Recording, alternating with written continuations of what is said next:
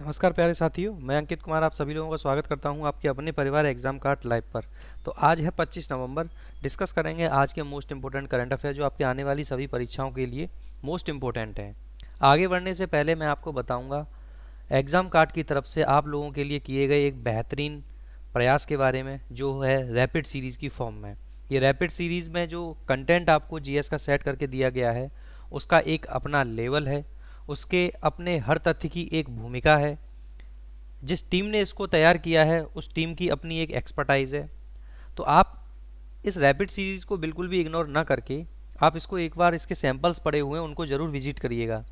चाहे आप फ्लिपकार्ट पे जाइए, चाहे आप अमेजन पे जाइए, चाहे आप एग्ज़ाम कार्ड की वेबसाइट पे जाइए। पहली बात तो ये जो रैपिड सीरीज़ है ये तीनों जगह अवेलेबल है। हाँ, अगर आप एग्ज़ाम कार्ड की वेबसाइट से ख़रीदोगे तो आपको कुछ एक्स्ट्रा डिस्काउंट्स मिल जाएंगे। अगर आप मेरे नाम का कोड यूज़ करेंगे तो आपको 10% का डिस्काउंट और मिल जाएगा। तो ये एक काफ़ी कह सकते हैं आपके लिए प्रॉफिट वाली डील भी रह सकती है। हाँ, कंटेंट का अगर आपको रिव्यू करना है या इसका इवेल्युएट करना है कि कंटेंट का एक लेवल क्या है, तो आप उसके लिए चाहे फ्लिपकार्ट हो, चाहे अमेजन हो, चाहे एग्जाम कार्ड हो, तीनों ही जगह पीडीएफ सैम्पल पीडीएफ प्रोवाइड कराए गए हैं। तो पहले चैप्टर है, उसके बाद में क्वेश्चंस हैं। तो आप अच्छे से इस चीज़ का अंदाज़ा लगा सकते हैं कि कंटेंट की वैल्यू क्या है, इंपॉर्टेंस क्या है और फैक्ट क्या है उसके। तो डिस्कस करते हैं आज के करंट अफेयर, जिसमें आपसे पहला ही क्वेश्चन आपकी स्क्रीन पे है, जिसमें आपसे पूछा गया है कि यूनेस्को भारत अफ्रीका हैकथॉन 2022 का जो उद्घाटन है ये कहाँ किया गया है। तो आप ध्यान रखना, इसका जो उद्घाटन किया गया है ये नोएडा में किया गया है। ठीक है। उत्तर प्रदेश के मुख्यमंत्री योगी आदित्यनाथ ने कब किया है, तो 2022 नवंबर को, 22 डेट ही है ना। तो ग्रेटर नोएडा में गौतम बुद्ध विश्वविद्यालय में यूनेस्को भारत अफ्रीका हैकथॉन 2022 का उद्घाटन किया है। हैकथॉन का जो आयोजन है वो केंद्रीय शिक्षा मंत्रालय द्वारा किया जा रहा है और इस हैकथॉन में 22 अफ्रीकी देशों के क्षेत्र जो है वो भाग ले रहे हैं। वहीं अगर आपसे बात की जाती है इस हैकथॉन की अगर उद्देश्य क्या है, तो ध्यान रखना आप लोग, नमूना ऐप विकसित करना और डिजिटल परिवर्तन को चालित करने के लिए नए विचार लाना है। क्लियर है। हैकथॉन हैकथॉन की अगर बात की जाए तो हैकाथॉन को कोड फेस्ट के नाम से भी जाना जाता है, जिसमें कंप्यूटर प्रोग्राम और अन्य इच्छुक लोगों का जो नया सॉफ्टवेयर बनाया या सुधारना चाहते हैं उन लोगों को साथ में लाया जाता है। अगर हम बात करेंगे यहाँ पे यूनेस्को की, तो United Nations Educational Scientific and Cultural Organization इसकी फुल फॉर्म है। ये संयुक्त राष्ट्र यानी कि यूनाइटेड नेशंस की एक स्पेशल एजेंसी है। इसकी स्थापना अगर देखा जाए तो 16 नवंबर 1945 को हुई थी। मुख्यालय इसका पेरिस फ्रांस में स्थित है। क्वेश्चन नंबर 2 है, हाल ही में कार्गो अंतरिक्ष यान तियानजू का सफल प्रक्षेपण किस देश के द्वारा किया गया है। तो आप ध्यान रखना, इसका जो सफल प्रक्षेपण किया गया है वो चीन के द्वारा किया गया है। ठीक है।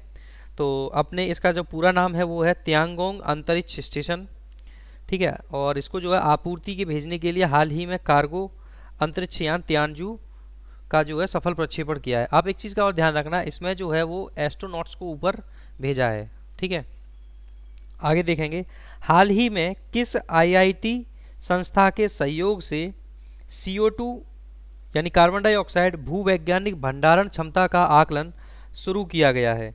तो आईआईटी बॉम्बे ने इसमें सहयोग किया है। कुछ और संस्थाएं हैं जिनको हम स्लाइड में पढ़ के आपको बताते हैं। देखिए, अगर बात की जाए हाल ही में CO2 भूवैज्ञानिक भंडारण क्षमता का जो आकलन शुरू किया गया है, जिसे नेत्रा NTPC, नीति आयोग और National Centre of Excellence in Carbon Capture and Utilisation IIT Bombay द्वारा लॉन्च किया गया, यानी इन सभी के एक संयुक्त प्रयास से जो है इसको लॉन्च किया गया है। इस पहल के भाग के रूप में भारत में चुनिंदा कोलबेड मीथेन समृद्ध कोयला क्षेत्रों में CO2 भंडारण क्षमता का आकलन किया जाएगा। अगला पॉइंट है, जैसे कि इसमें जो दिया हुआ है, ये जो है भारत के चुनिंदा कोयला क्षेत्रों के लिए कार्बन डाइऑक्साइड स्टोरेज एटलस यानी कि CO2 स्टोरेज एटलस के रूप में ये समाप्त होगा। कुछ और जानेंगे इसके तथ्य के बारे में। जैसे कि यहाँ पे दिया हुआ है, ये भारत की जो कार्बन डाइऑक्साइड न्यूनीकरण रणनीति जो है उसके प्रमुख घटकों में से एक है। क्लियर है। यह निम्न कार्बन ऊर्जा अर्थव्यवस्था और नेट जीरो उत्सर्जन स्तर तक संक्रमण सुविधा प्रदान करता है। आगे अगर बात की जाए CCUS, तो बड़े स्रोतों जैसे बिजली उत्पादन या औद्योगिक गतिविधियों जो ईंधन के रूप में जीवाश्म ईंधन या बायोमास का उपयोग करती हैं, CO2 को कैप्चर करता है। आगे देखते हैं, हाल ही में इसरो ने RH-200 साउंडिंग रॉकेट का कौन सा प्रक्षेपण किया है? तो इसके नाम से ही स्पष्ट है ये चीज़ इसके नाम से ही स्पष्ट है। ठीक है, कौन सा किया है? 200वां, उसके नाम में भी 200 आ रहा है। तो देखिए, इसरो ने अपने विक्रम साराभाई स्पेस सेंटर से अपना लगातार 200वां RH-200 Rohini sound rocket launch किया है। अगर इसकी उद्देश्य की बात की जाए कि इसको जो लॉन्च किया गया है तो इसका उद्देश्य क्या है, तो ध्यान रखिएगा, इन्हें पृथ्वी के वायुमंडल की जांच करने या नए विकसित उपघटकों का परीक्षण और स्पेस रिसर्च के लिए उपयोग किया जाता है। आमतौर पर साउंडिंग रॉकेट उपकक्षा यानी कि 100 किलोमीटर से कम की ऊंचाई पर प्रक्षेपित किए जाते हैं और ये अंतरिक्ष में जाने वाले रॉकेट नहीं होते हैं। साउंडिंग रॉकेट का पहला प्रक्षेपण तत्कालीन Thumba equatorial rocket launching station से हुआ था। यानी कि यहाँ पे बेसिकली बात की जाए तो पहले रॉकेट की बात की है यहाँ पे। ठीक है, नेक्स्ट क्वेश्चन है, हाल ही में काडालेकाई यानी कि कडालेकाई परिसे मूंगफली उत्सव किस राज्य में शुरू हुआ है? तो आप ध्यान रखना, इसकी जो शुरुआत हुई है वो कर्नाटक से हुई है। इस त्योहार की जो उत्पत्ति है जब हुई तब एक बैल कुछ शताब्दियों पहले जैसे कि सनेकनहल्ली, मवल्ली, दसरहल्ली और होसाकेरहल्ली कर्नाटक गांव है बेसिकली ये, है ना। तो मैं मूंगफली के किसानों की फसलों पर हमला किया जिससे पूरी फसल जो है वो क्या हो गई, नष्ट हो गई और उससे उन्हें क्या हुआ, भारी नुकसान उठाना पड़ा। ठीक है, तो उसके संदर्भ में ही इसको जो फेस्टिवल को जो है आयोजित किया जाता है। क्वेश्चन नंबर 6 है। क्वेश्चन नंबर 6 में आपसे बात की गई है कि हाल ही में किसे प्रतिष्ठित डॉक्टर कलाम सेवा पुरस्कार से सम्मानित किया गया है? तो आप ध्यान रखना, रवि कुमार को किया गया है। ये काफ़ी युवा उद्यमी है ये। ठीक है, आगे देखिए, रवि कुमार डॉक्टर कलाम सेवा पुरस्कार जो है प्रतिवर्ष वंदे भारत फाउंडेशन द्वारा डॉक्टर कलाम की जयंती के अवसर पर दिया जाता है। प्रोफेसर बरबरा मेटाकाफ को सर सैयद उत्कृष्टता पुरस्कार 2022 से सम्मानित किया गया। यानी कि आपको जो ऑप्शन में जो और दिए हुए हैं ना, मैंने उनको भी यहाँ पे एक्सप्लेन कर लिया है। ठीक है, बीवी दोषी को अगर बात करोगे तो आप ध्यान रखना, इनको जो है रॉयल गोल्ड मेडल 2022 से सम्मानित किया गया है। बीवी दोषी पहले भारतीय हैं जिन्हें 2018 में प्रितिजर पुरस्कार से भी सम्मानित किया गया था। क्लियर, आगे देखिए, हिम तेंदुए के संरक्षण के लिए काम कर रहे भारतीय चारुदत्त मिश्रा ने लंदन में Whitley Fund for Nature Whitley Gold Award जीता है।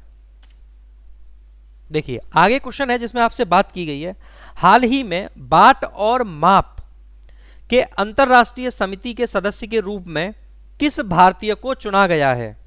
तो आप ध्यान रखना, इसके लिए वेणुगोपाल अचंता जी को चुना गया है।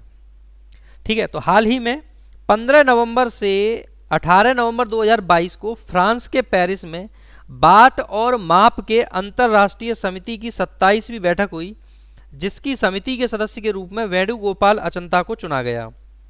इस समिति की बैठक जो है वो हर 4 वर्ष पे होती है। राष्ट्रीय स्मारक प्राधिकरण के ये नए अध्यक्ष बने हैं। तैयब इकराम इंटरनेशनल हॉकी फेडरेशन के ये अध्यक्ष बने हैं। तो बेसिकली क्या है, यहाँ पे जो मैंने कुछ और भी जो इसमें दिए हुए हैं मैंने उसको ले लिया है, ऑप्शन को भी। क्लियर है आपकी बात? चलिए, WHO के अनुसार रोगाणुरोधी प्रतिरोध 2050 तक वैश्विक वार्षिक GDP को कितने प्रतिशत कम कर देगा? तो ये काफ़ी एक चौंकाने वाली बात है। इसमें जो रिजल्ट्स आए हैं उसके अकॉर्डिंग 3.8% ये GDP को कम कर देगा। इस घोषणा का उद्देश्य क्या है? अगर ये मान लो घोषणा कर भी दी गई, इस बात को छिपाया भी तो जा सकता था।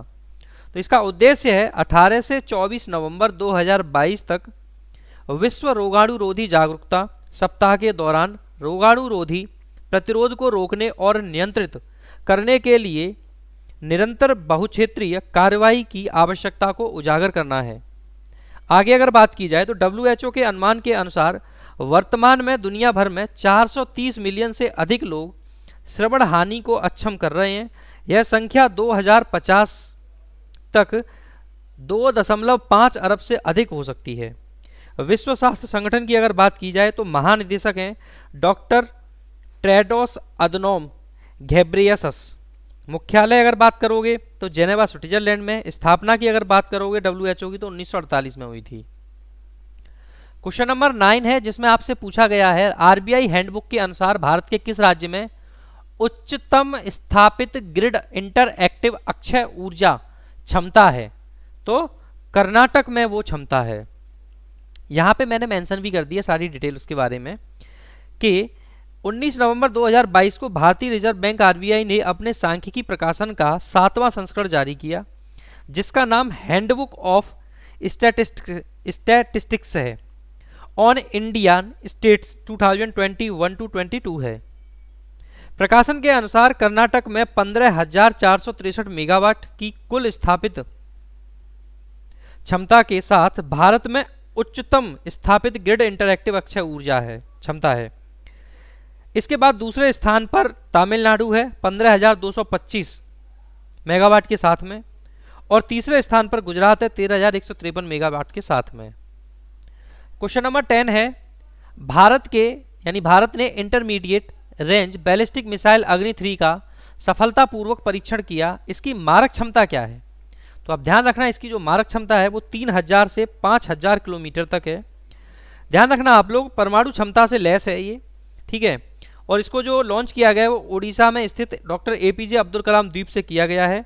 भौगोलिक दृष्टि के अगर इसको भौगोलिक दृष्टि से देखा जाए तो इसकी जो रेंज है, इसकी रेंज में पूरा तो पाकिस्तान आ जाता है और चीन का लगभग आधा हिस्सा आ जाता है। रक्षा अनुसंधान और विकास संगठन की एक इकाई उन्नत प्रणाली प्रयोगशाला ने 1990 के दशक में एक अग्नि 3 का विकास शुरू किया था। अग्नि 3 अपने दूसरे परीक्षण में सफलता प्राप्त की थी। 12 अप्रैल 2007 को ये हुआ था। इस मिसाइल को भारतीय सेना में जून 2011 में शामिल किया गया। हालांकि इसके जो वेरिएंट अवेलेबल हैं वो अग्नि 1, 2, 3, 4 और 5 वेरिएंट इसके अवेलेबल हैं। अब हम रिवीजन करेंगे करंट अफेयर्स को वन लाइनर की फॉर्म में।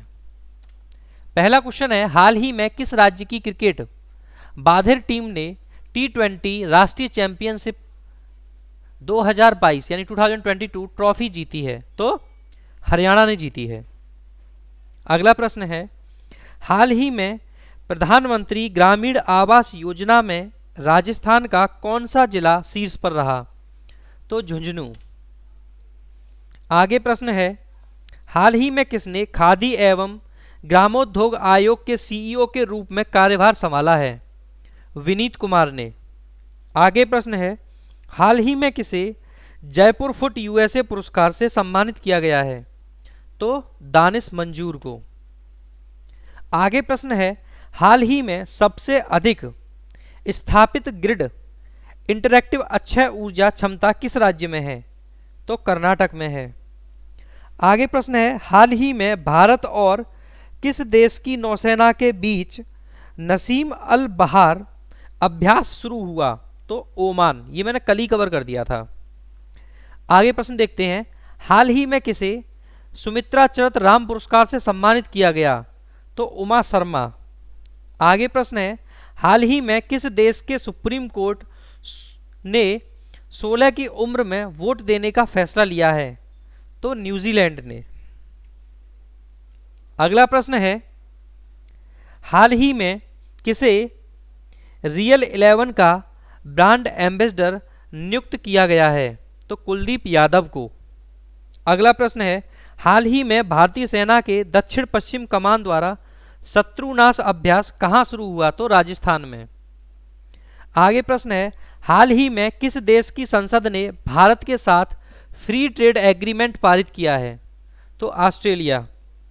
क्वेश्चन नंबर 12 है हाल ही में 21 नवंबर 2022 को किस राज्य में स्थित पुनर्निर्मित तवांग युद्ध स्मारक को यानी कि राष्ट्र को समर्पित किया है?